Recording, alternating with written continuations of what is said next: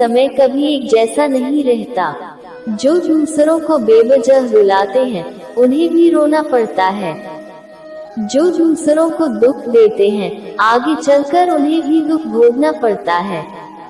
केवल डरपोक और कमजोर ही चीजों को भाग्य पर छोड़ते हैं, लेकिन जो मजबूत और खुद पर भरोसा करने वाले होते हैं वे कभी भी नियति या भाग्य पर निर्भर नहीं करते।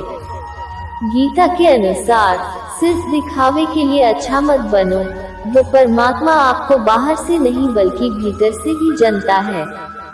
इसलिए कोई भी बदलाव पूरी तरह से स्वयं के लिए होना चाहिए। आप खुश हैं या दुखी, ये दोनों आपके विचारों पर निर्भर है। अगर आप प्रसन्न रहना चाहते हैं तो आप हर हाल में प्रसन्न ही रहेंगे। अगर आप अपने मन में बार बार नकारात्मक विचार लाएंगे तो आप दुखी ही होंगे। विचार ही हर व्यक्ति का शत्रु और मित्र होता है। किसी के साथ चलने से ना तो कोई खुशी मिलती है और ना ही लक्ष्य। इसलिए मनुष्य को सदैव अपने कर्मों पर विश्वास करते हुए अकेले चलते रहना चाहिए। श्री कृष्ण ने कर्मयोग, भक्ति योग और ज्ञान योग को ही कल्याण का प्रमुख साधन बताया है। कर्म के प्रवाह से संबंध का टूट जाना ही जीवन का लक्ष्य है और ये लक्ष्य उपर्युक्त तीनों मार्गों से प्राप्त हो सकता है। तुम क्यों व्यर्थ में चिंता करते हो? तुम क्यों भयभीत होते हो? कौन तुम्हें मार सकता है? आत्मा न कभी जन्म लेती है और न ही इसे कोई मार सकता है। ये ही जीवन का अंतिम सत्य है।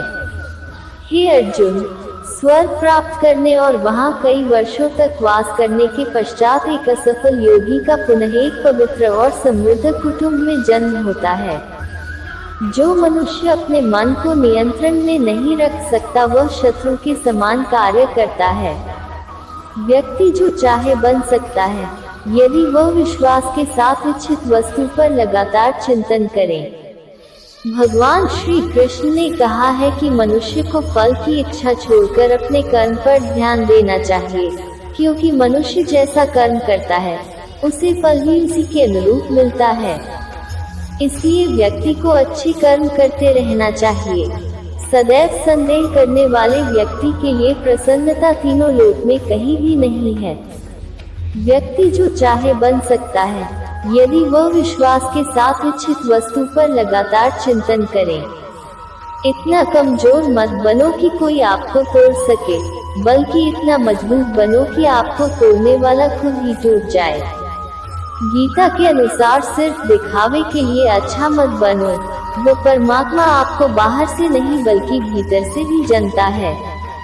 श्री कृष्ण का कहना है कि मुश्किलें केवल बेहतरीन लोगों के हिस्से में आती है, क्योंकि वही लोग उसे बेहतरीन तरीके से अंजाम देने की ताकत रखते हैं।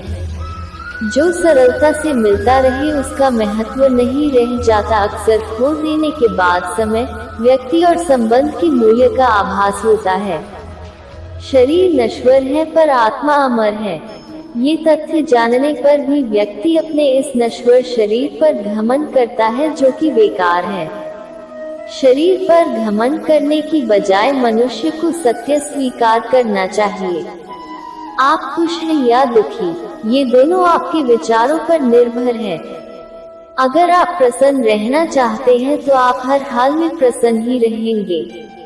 अगर आप नकारात्मक विचार लाते हैं तो आप दुखी ही होंगे। विचार ही हर व्यक्ति का शत्रु और मित्र होता है।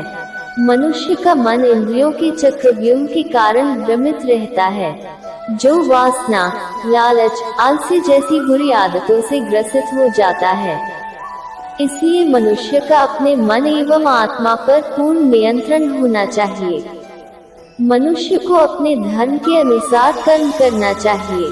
जैसे एक विद्यार्थी का धर्म विद्या प्राप्त करना, सैनिक का धर्म देश की रक्षा करना आदि। जिस मानव का जो कर्तव्य है उसे वह कर्तव्य पूर्ण करना चाहिए। परमात्मा को प्राप्ति के इच्छुक ब्रह्मचर्य का पालन करते हैं। एक ज्ञानवान व्यक्ति कभी भी कामुक सुख में आनंद नहीं लेता। कोई भी इंसान जन्म से नहीं बल्कि अपने कर्मों से महान बनता है। मन की गतिविधियों, होश, श्वास और भावनाओं के माध्यम से भगवान की शक्ति सदा तुम्हारे साथ है और लगातार तुम्हें बस एक साधन की तरह प्रयोग करके सभी कार्य कर रही है। उससे मत डरो जो वास्तविक नहीं है, ना कभी था ना कभी होगा। जो वास्तविक है वो हमेशा था और उसे कभी नष्ट नहीं किया जा सकता। ज्ञानी व्यक्ति को कर्म के प्रतिफल की अपेक्षा कर रहे अज्ञानी व्यक्ति के दिमाग को अस्थिर नहीं करना चाहिए। हर व्यक्ति का विश्वास उसकी प्रकृति के अनुसार होता है। अप्राकृतिक कर्म बहुत तनाव पैदा करता है। सभी अच्छी काम छोड़कर बस भगवान में पूर्ण रूप से समर्पित हो जाओ। मैं तुम्हें सभी पापों से मुक्त कर दूंगा। शोक मत करो। किसी और का काम पूर्णता से करने से कहीं अच्छा है कि अपना काम करें, भले ही इसे अपूर्णता से करना पड़े। मैं उन्हें ज्ञान देता हूँ जो सदा मुझसे जुड़े रहते हैं और जो मुझसे प्रेम करते हैं। प्रबुद्ध व्यक्ति सिवाय ईश्वर के किसी और पर निर्भर नहीं करता। मेरी कृपा से कोई सभी कर्तव्यों का निर्वाह करते हुए भी बस मेरी शरण में आकर अनंत अविनाशी निवास को प्राप्त करता है। भगवान प्रत्येक वस्तु में है और सबके ऊपर भी। जो कार्य में निष्क्रियता और निष्क्रियता में कार्य देखता है वह एक बुद्धिमान व्यक्ति है। मैं धरती की मधुर सुगंध हूँ। मैं अग्नि की ऊष्मा हूँ।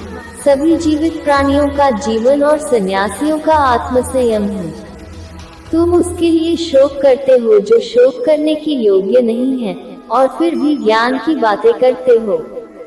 बुद्धिमान व्यक्ति ना जीवित और ना ही मृत व्यक्ति के लिए शोक करते हैं। कभी ऐसा समय नहीं था जब मैं, तुम या ये राजा महाराजा अस्तित्व में नहीं थे। न ही भविष्य में कभी ऐसा होगा कि हमारा अस्तित्व समाप्त हो जाए। कर्म मुझे बांधता नहीं, क्योंकि मुझे कर्म के प्रतिफल की कोई इच्छा नहीं। वह जो वास्तविकता में मेरे उत्कृष्ट जन्म और गतिविधियों को समझता है, वह शरीर त्यागने के बाद पुनः जन्म नहीं लेता और मेरे धाम को प्राप्त होता है।